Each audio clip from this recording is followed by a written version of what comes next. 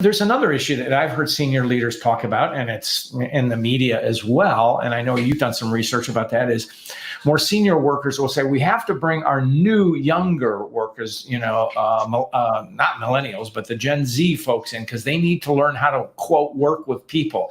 What does the research say about that, Jim?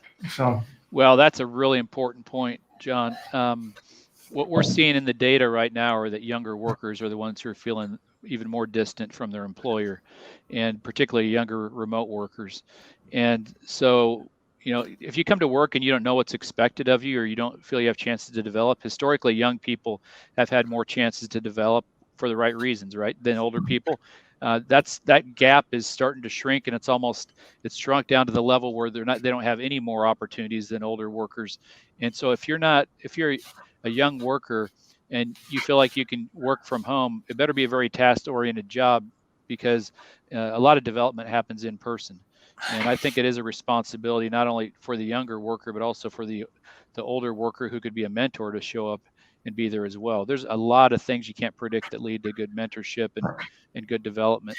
And young workers are missing out on development right now. Right. And I was just thinking, although many of them were in college or as in high school and college, maybe involved in team activities, either sports or whatever it is. So they learn something about collegiality and stuff. But in a workforce, it's a different dynamic. They need to learn, my words, the rules of the road. Are you finding that, Jim? A lot of that happens informally. A lot of learning in organizations happens it's not just a formal meeting or sending content across on email or Teams or whatever. It's a lot of how people develop and know what happens in organizations happens more informally, and I think it's hard to replace those in-person meetings when they can happen. You can do it, but you've got to be very good on video to make it happen.